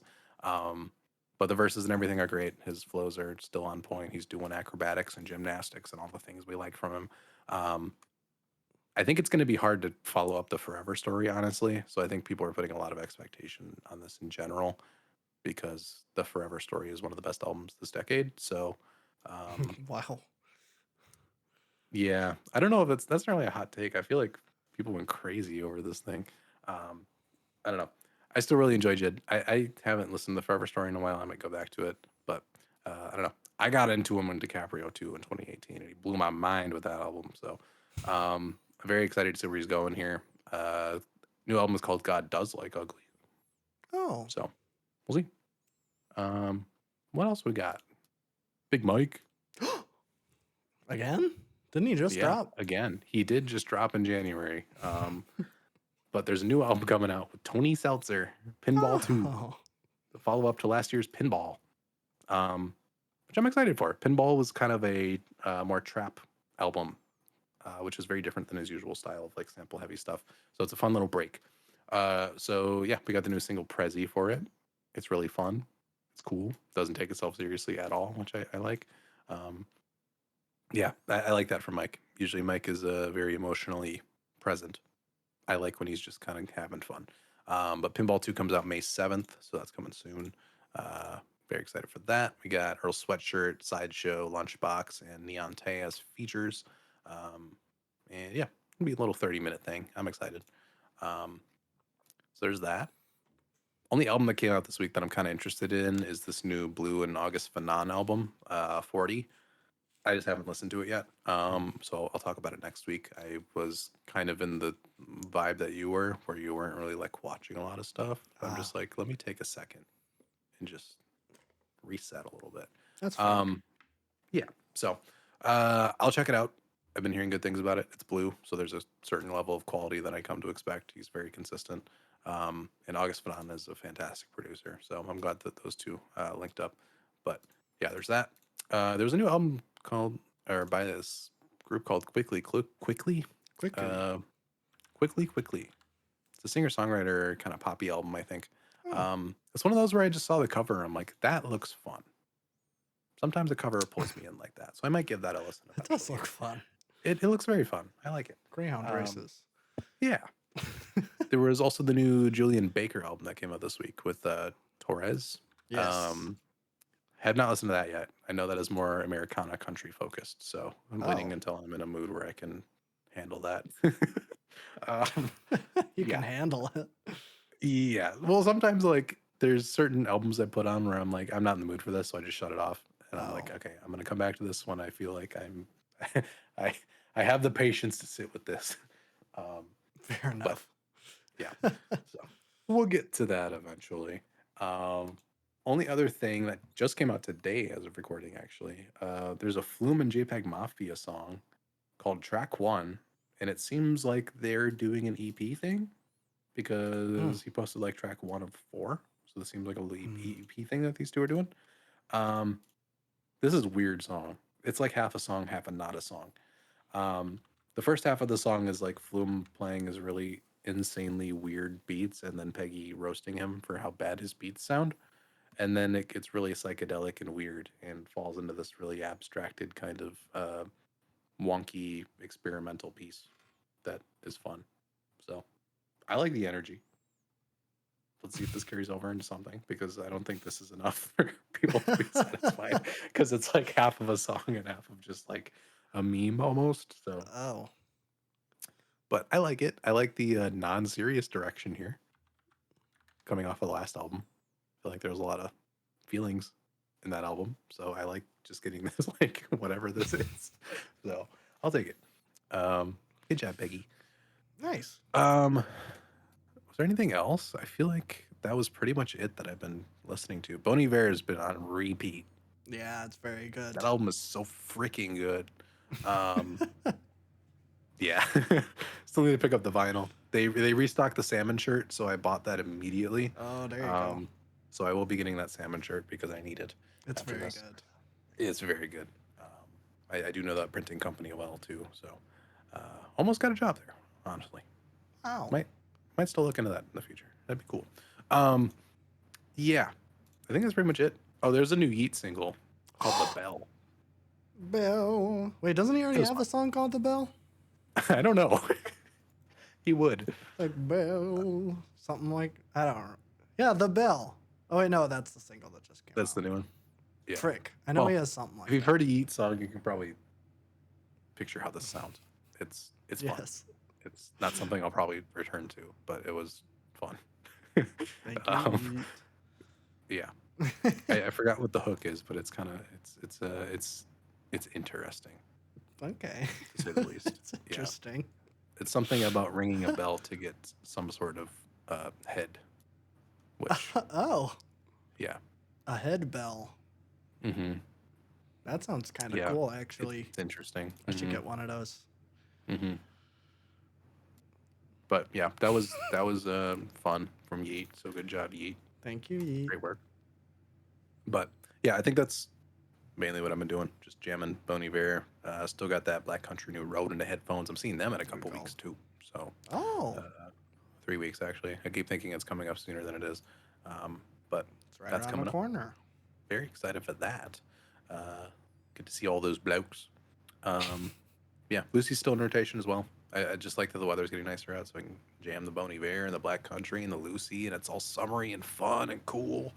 Um, I Yeah. like it. Not the vibe I expected for this time of year, but I'm down. Happy? Um, yeah, happy for the moment. Gotta soak it up when you can, I guess. Yeah. You gotta take good with bad. But yeah, I'm glad that video took off too. So shout out everybody for watching the video. I wanted to get that up as soon as possible, and I think that paid off. I've been trying to go really quickly with these new releases because if you don't get it out within the first 3 days, you're kind of dead to it. So I know. yeah, but that's out. So watch that if you want to hear our thoughts. I think that video was really great. I really enjoyed doing that one. I feel like a revival of the channel a little bit. Like we haven't gotten that kind of traction in a little bit. Which one? The Black Country or the Bon Iver? No, the Bon Iver. Yes. I do Felt like like I was like, wow, this is what it felt like when we first had a video that kind of climbed up pretty quickly. We've been in a little bit of a slump in terms of views, not in terms of quality. I feel like we've been doing a great job, but Yeah. it's cool to get something have traction. I guess the weekend kind of got traction, but we weren't like too hype about that album, Yeah. so it wasn't really the same. No, it was not. I think most of the comments were like, Baby's the only logical one here. What else is new? Any negative opinion about this album that I like is Yeah, I will say, I think invalid. we've been kind of feeling this. Like, we have a channel where we discuss music, and people don't like it if we're not 100% positive for most of the time. And Yeah. that's very strange to me because obviously you'll get comments where it's like, I like the discussion between the two, and that you guys don't always like the same. But the like and dislike bar does not agree with your statement. And it's very hard to make videos like that because people are like, I just want someone to suck off my favorite album so I can feel good about it. That's not good discourse. No, it's not. No, I like the kind of arc that we have for the most I do too. part. Like for the most part, we aren't like every single song on here is great. Yeah, exactly. And I agree wholeheartedly with you that this is a perfect album. Every once in a while we have those. I will say, I think it isn't like a perfect bell curve. I do think that in general we do skew positive but that's because Mhm. we're picking what we're listening to. Right. I think it Um, used to be worse when we did the fan wheel and we had no say in what we were listening to. yes. Yeah, when we were doing that and it was completely random and like neither of us had even heard of what we were going to be doing, that Yeah. was different. Because then we were getting stuff that was like, I have no idea what this is and I don't really like it. Yeah, we don't have any frame of reference, so it's like hard for us to Yeah. get into it. So Yeah. I feel bad for Nina Hagen. I do too. I'm We sure. still get comments about that every once in a while. Yeah. Although I feel like most of the comments that we get are like, I saw her live in That's true. 1984 It and it was the attracts the best older concert. people, or they always got stories, which I enjoy those comments. I do too. I'm kind of hoping that we get some of that for Genesis. I think we will. Yeah. I need that to be justified. Hmm. I know that it's gonna be I like enjoyed that video. So I had a good time, hmm. um, and I actually think that our discussion was pretty good. I think so Uh, too. Yeah. so yeah, I think we do a great job. I think I so think too. it was really nice being reinforced that like someone in real life came up to me and he's like, "Hey, I love your videos," and I'm like, "That's awesome.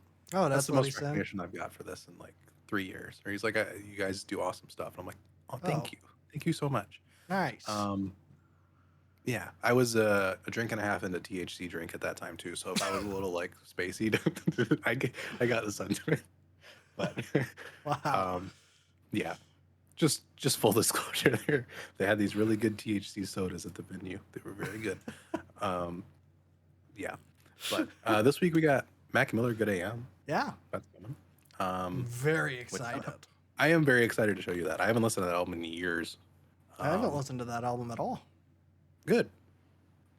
That's the plan. Oh, I was stressing over it a little bit. I'm like, is this the right one to show him first? So I'm like, whatever. We're gonna do it. I'm well, not gonna think about well, I mean, I think this is a good pick because this album it. Mhm. has Miguel and Lil B on it. That is true. Yeah, you get the twofer. Yeah, those are my two favorite artists. So I'm very, very excited. Exactly. Yeah. But I also got probably the first episode of the Mount Erie series coming out at some point this week. So that'll Yes, be on the channel. It's uploaded. It's ready. it I'm is. done thinking about it. I'm just gonna send it, and then I'm on the clock to keep up with it. So That's yeah. I mean, how often are you wanting to drop new episodes? every 2 or 3 weeks, probably. I need to like keep interest at some form. I don't want it to be a typical boy time series where it takes 2 years to finish. Sure. Yeah, but I think the first episode took the longest to edit. I think I probably put 20 something hours into that just because like I had to establish a look and feel and editing style for the entire series in the first episode. So there was a lot of like Mm, going back and forth. Now it should be a little bit more set in stone, but okay, we'll see. We'll see. like that. Although I'm way too ambitious with everything I do. So like the new lighting setup does not take effect until episode 2, and then I'm doing some very out there things with the overlays for that one. So Oh, it'll be fun. Hopefully it works and it doesn't come off as some like cheesy looking 80s graphic. it's fine. It's fine. It's fine. It'll be fun. I think so. Yeah, I saw that it was in our YouTube studio, and I was very Yes. happy to see it. It's sitting there. Yes, I've not watched it, Okay. but I did see it. Did see that it was I, I there. I went like hard on like getting the title so it's searchable and then it'll come up and recommended. I did the Nice. description correctly with all the buzzwords. Wow. I even put tags in there. I made a Wow. playlist for it. I did all the YouTube cheat codes because I put way too much time into this for it to just get 3 views. Well, I don't think it'll get 3 views. I think we have. I don't know. Do we have like a steady Phil Elverum audience? I guess I I don't haven't know. seen what. Well, the Glow Part 2 has like, what does that have? I think it has over 3K. Okay. Trying to find where it was. Oh, it's at 5K actually. Um, so we got 5K on that one. I think Mount Erie got like that one's at 600. So I Okay. think there will be a very specific sect of people that will be interested, I think so. I think so. which I'm fine with. If I get a consistent like 400 views, but people are like interacting with it positively, that's all I really care about. So Yeah. No, that's true. I'm excited for it to be me out. too. I'll watch it. And scared because I have to keep up with this now. And I have to listen to Crow on camera and all the other ones. Oh, is that what the format is? Are you like Mhm. live reacting? I am live reacting in a Oh, condensed format, but I'm also intersplicing podcast clips. So I'm giving oh, first and updated thoughts and providing interesting. context. And it's a weird scrapbook kind of format. Okay, that's interesting. It's very free flowy. I like that. I like that. Well, have that to look forward to. Mm-hmm. I haven't.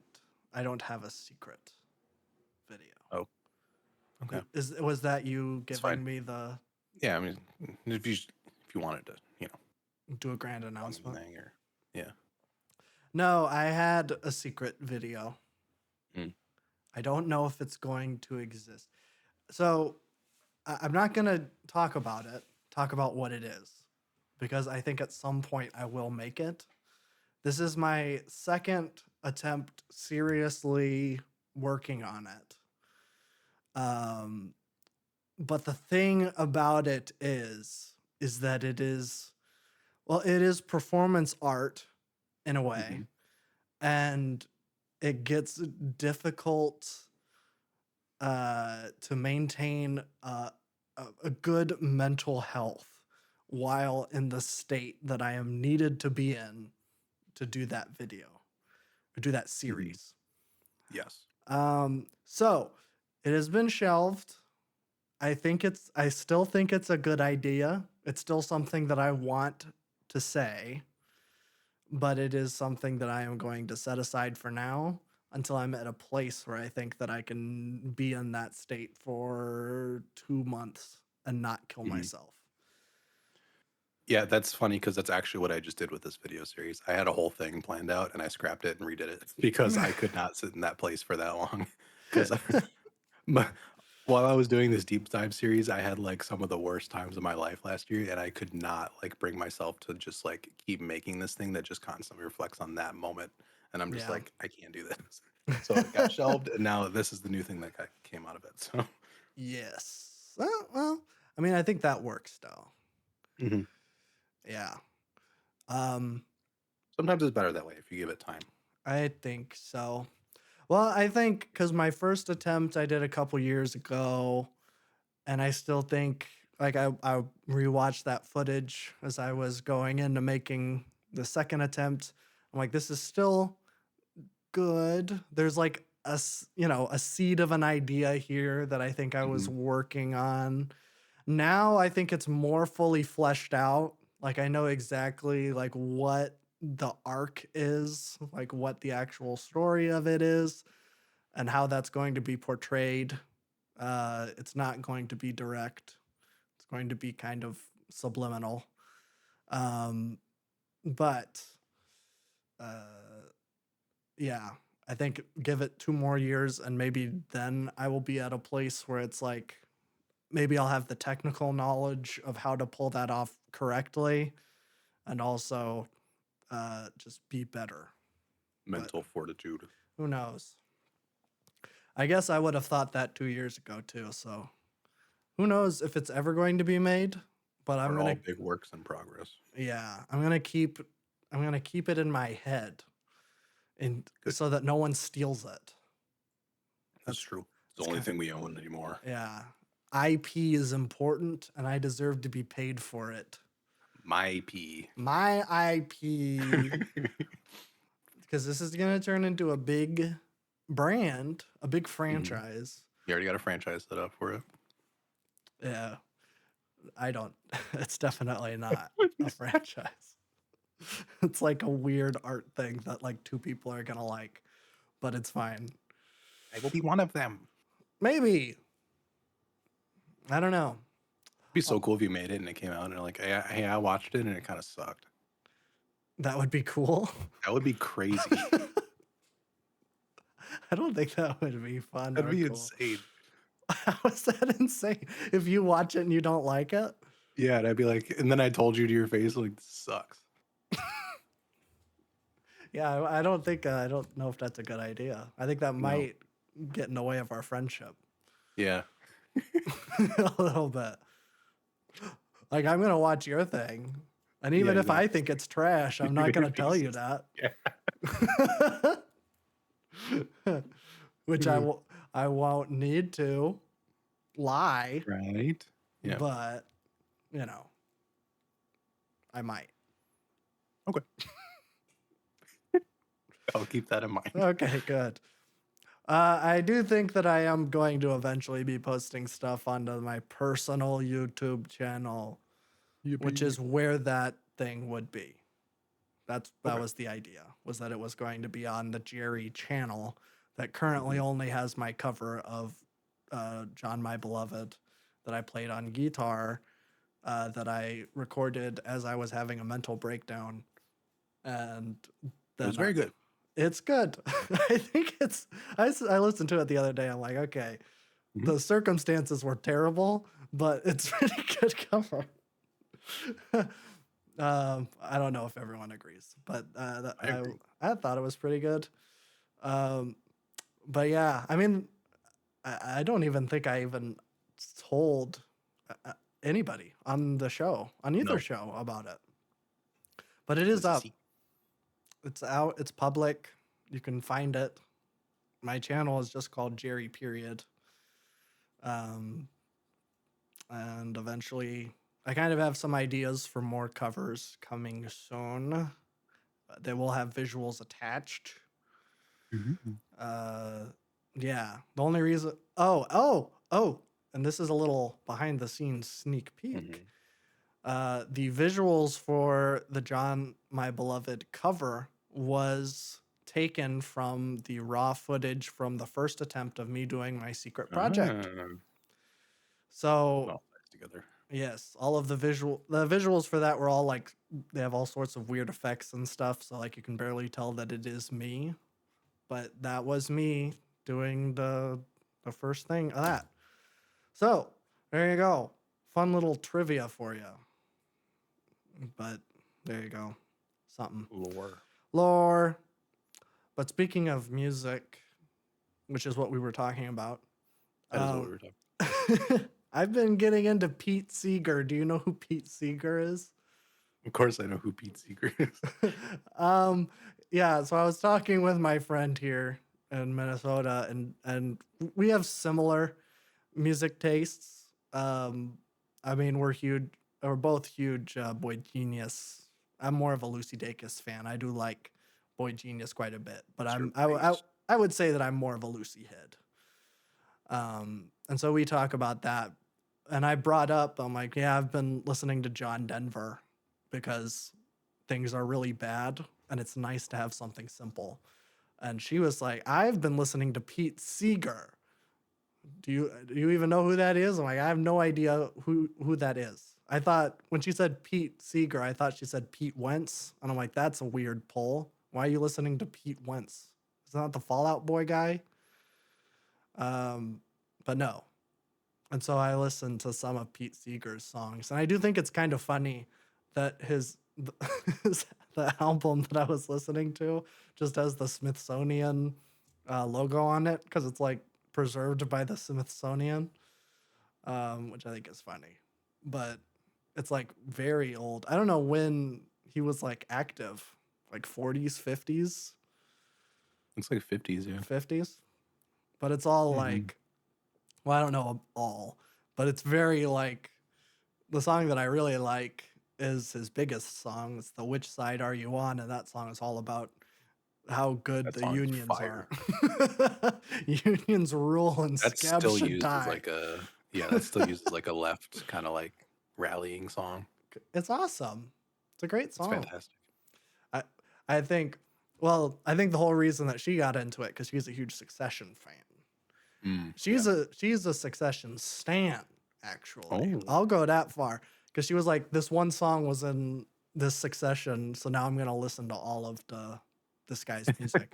And she's taking a weekend trip to New York specifically because Kieran Culkin is doing a Mm. theatrical show on Broadway, and Oh. Sarah Snook is doing an off-Broadway production. Hmm. So she is like, I'm gonna, I'm gonna knock out 2 Succession people in one go. So, yeah, she loves that show, and so I've been listening to Pete Seeger, and it's very nice. Very good. Yeah, I like old stuff now. I think that's what I've learned about myself.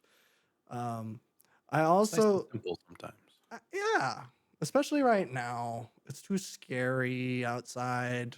I'd rather listen to some dude play the banjo about how cool Exactly. unions are. I like that. I also listened to the first couple of songs of Manning Fireworks by MJ Lenderman. Uh-huh. And I did add that to the list because I'm like, this is Okay, pretty good. good. I haven't heard it yet, so Okay. I was Yeah. going to, and I'm like, I'll wait until we do it on the channel. Yes. I was like, oh, this is kind of weird and interesting. I mean, I've seen that album cover, Hmm. you know, it's all over Pretty indie sick. singer songwriter stuff. So I've seen it. And so I decided to listen to it. I'm like, oh, this is pretty good. I'll add it to the wheel. I think I added it to a semi yikes, but if you are We can do it interested, as a I'll just good. do it as I'm a into it. good. Yeah. I was gonna listen to it last year, but I didn't want to be the guy that like listened to an album 5 days before we did our top 10 video and have that sway it, Oh, just in case. yeah, that's true. That's true. But I think this is his only album, isn't it? Um, Or am I I bulling? think so. It might be a first or second. Oh, He I'm might have been not. part of a different kind of group before this. Oh, I see. Well, Oh, he's got no. a couple records Yeah, actually. yeah. This is not his first one at all, but that's fine.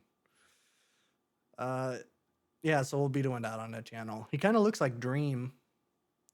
He kind of does, except not too horrendous. No. Dream's a little. I get a visceral reaction when I see that man. Yeah. Dream is like if you slide the slider all the way to 10, and MJ Lenderman's like a 8 or 7. Yeah, Dream's in like the Oblivion remastered kind of character creator, where you can kind of blow everything up. Yeah, I do like that they kept that authentic. Yeah. We didn't talk about that. No, we didn't. I haven't played it yet, so I haven't I don't either. have much to say about it right now. I haven't either. I did get Game Pass specifically to play it, Hmm. but then I downloaded Indiana Jones at the same time, Oh, and Indiana I Jones didn't know that was finished on there. first. Yeah, it is. So it finished first, and I'm like, oh well, I'll play some Indiana Jones while Oblivion finishes up, and then I got sucked in. Sucked in. It's very good. I'll say that the Indiana Jones game is very good. I don't know if that's a surprise because Machine Games made the Wolfenstein games, and those games are awesome. And I do like that they're keeping the theme going of murdering Nazis.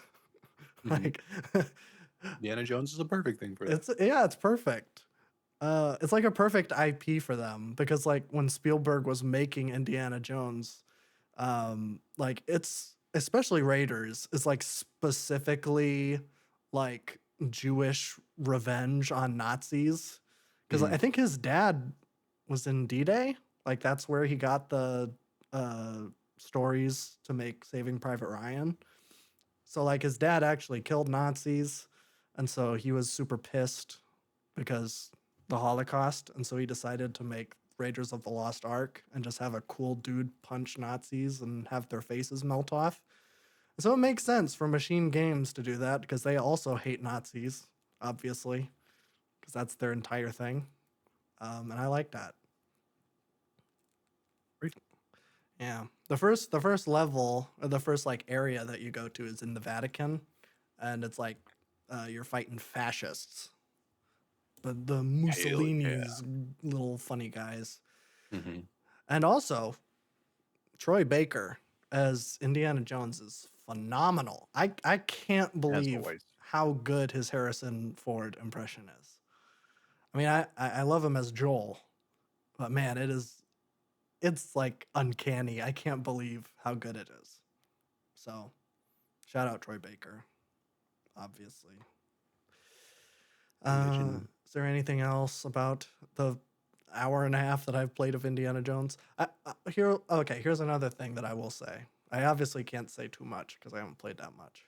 But I do like that it is like it really captures the spirit of being an adventurer, where it's like you have to like when you arrive onto Vatican City, you just roll up and there's like one of Indiana's friends and he's like, "Hey, here's this key. It can get you in places. Investigate." And it's like so hands off and like you have to like go around and either talk to people or find notes to like actually find clues. And there is like there isn't like a quest marker or anything. There is if you pull up the map, but if you don't pull up the map, then you can just explore and like try to find things naturally, and that is so cool. I love that. So, big shout out Indiana Jones and the Big Circle or whatever it's called. Something like that. Indiana Jones and the Great Circle. Oh, Wow. it's even bigger than big. Yeah, it's pretty sick. So, I don't know if I'll play Oblivion for next week. I'm just having too much fun playing Indiana Jones. Respect. Yeah, but I guess for those who aren't aware, I don't know. I mean, it did just come out yesterday, as of us recording this. Yeah, I suppose. But Bethesda was just like, "Hey, by the way, we made a remaster of one of the most beloved RPGs of all time, Oblivion, and it's gonna be out in like 2 hours on Game Pass. Get ready. Get ready."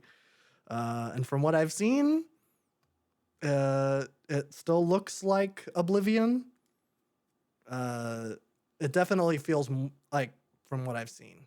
I haven't played it, but it definitely is like more of a remaster than a remake, and that it does seem kind of glitchy and buggy. I don't think it's This is like Bethesda fashion. it is. Yeah, it's a Bethesda game.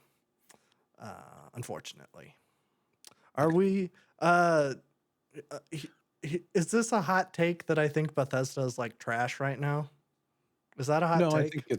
I think it's reasonable. I think there's a debate to be made that Bethesda's always kind of been trash, but Oh, I'll hop on that. I actually think yeah. that there isn't. I I mean, say that, but like I also enjoy their games. yeah. So Um, I more think, just an observation. yeah, yeah. I think I will say, well, this is tough because I haven't played all their games. But from the Bethesda games that I have played, I don't particularly like any of them. Uh, Fallout New Vegas doesn't count No, that is because that is, Obsidian. yes, developed by Obsidian, um, who make other good games. Like, they recently did The Outer Worlds, Hmm. and they also did Knights of the Old Republic 2. Hmm. They did all the great squeakles, I guess. But yeah, Bethesda's kind of trash. I'll say it. I agree. I've Just don't never, play it though. yeah, yeah. I think Elder Scrolls to me has like never really been my jam, but also fantasy for the most part isn't my jam. So something like Yeah. Fallout will like more resonate with me than anything in a fantasy setting. I think after Baldur's Gate, I'm more open to playing the more high fantasy kind of stuff, or at least trying it. Hmm. Yeah, yeah, that's true. People I are know none of also them will probably live up to it, but no. I mean, I don't know.